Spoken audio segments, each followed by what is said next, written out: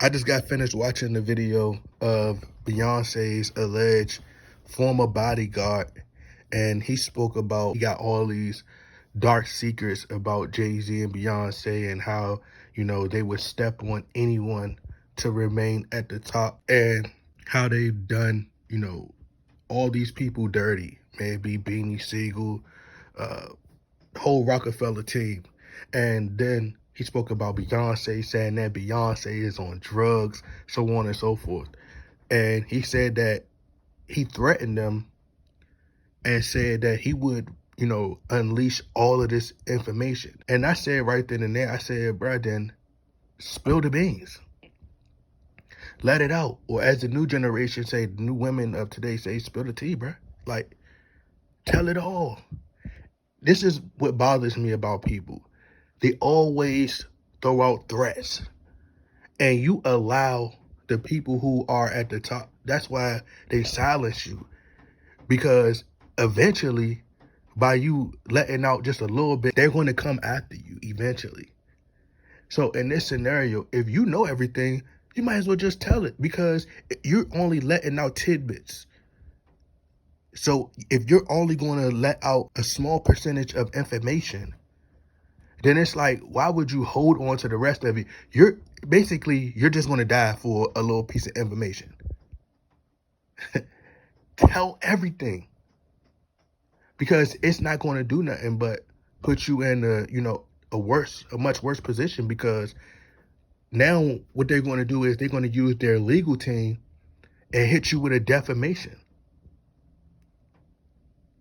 Now you about to be hit with this lawsuit, all because you went to TikTok. It's almost like you're looking for clout. You're looking for fame. And I'm not saying that he is, because he could very much well be telling the truth. I'm not surprised about any information that leak about these celebrities. I'm not surprised at all. Not one bit.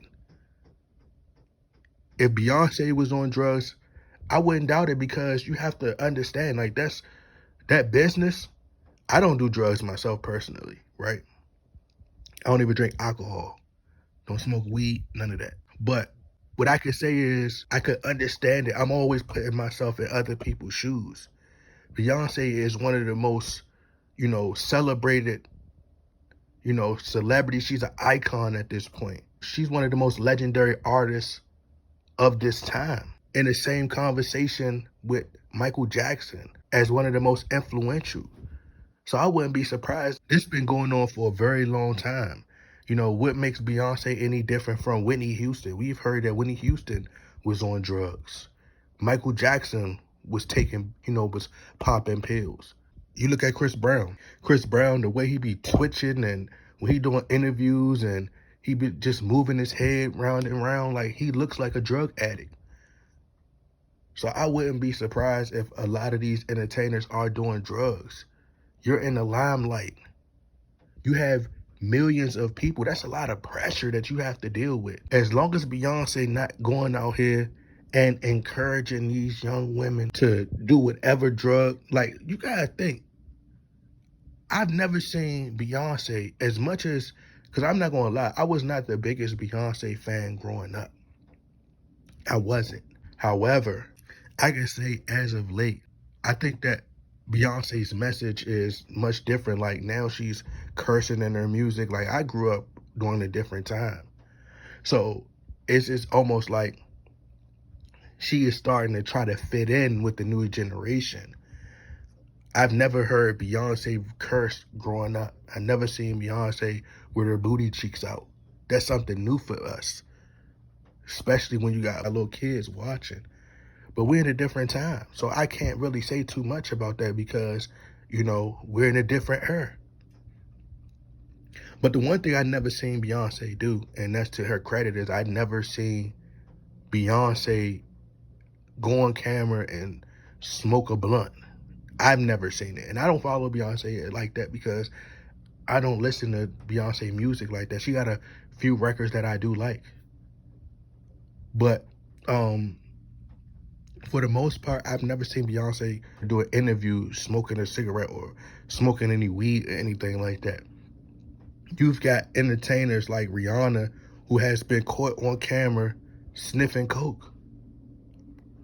You have entertainers who are smoking weed and doing drugs on camera now. So whatever she's doing behind closed doors, then, I mean, by all means, I hope she gets the help if that's the case. Because, you know, then we'll lose another artist. That it'll be, you know, tragic to lose another iconic star like Beyonce. Do I believe it? Possibly. But boy, the Beehive is about to get on your ass, boy. The Beehive is about to come for you, old nigga. And my thing is, if you gonna reveal a little bit of information, tell it all. Put all the information out there. If you gonna get hit with a defamation lawsuit, you might as well just go on and just put all of it out on the table. You might as well just let it all out, because they gonna get you anyway. If you got receipts, if you got videos, you got proof, you got evidence, put it out there. Leak the videos. Context is key. We need a little bit more context. We need a little bit more details and a little bit more information so we know exactly when this started to happen. Like, when did this start to take effect? When exactly did she start to get on drugs and it started to get bad? Because I've noticed within the last year, Beyonce's music hasn't had that same effect that it normally had. The music isn't as great as it once was. Like, we haven't been getting those certified hits from Beyonce. Beyonce has an incredible catalog. I seen a poll the other day. I think Vlad posted it and was like, who would win in a versus battle, Beyonce versus R. Kelly? And at first I was like, I don't know, bro. Like, I think Beyonce has the better catalog, right? But then as I started to think about it, I said, man, like, Beyonce really doesn't have those hood anthems like R. Kelly has. And it was shocking because I seen a lot of females actually agree that R. Kelly would win in a versus battle versus Beyonce. See, R. Kelly is like a hood legend. He made music that was heartfelt and it resonated. He made feel-good music, party music, right? Because majority of people ultimately want that love, that true love, that soul. It's like he had a lot more soul. And that was my biggest critique about Chris Brown, is he went too pop too early. R. Kelly catalog was Step in the Name of Love. You know, all the other stuff aside. So that's why I say, even if Beyonce did, I can separate the two. The personal life from the profession. A lot of people can't do that. So what R. Kelly did, excluding that, one of the most greatest artists of our time. R. Kelly expressed that pain through his music. Man, when I go back and listen to Contagious, it's almost like listening to a Broadway play. It was like a Shakespearean song. If you really listen to the instruments and how they were singing along with the music, it was like a soul musical, a soulful musical. And that's how great of a writer he was. He could capture you with his songwriting ability.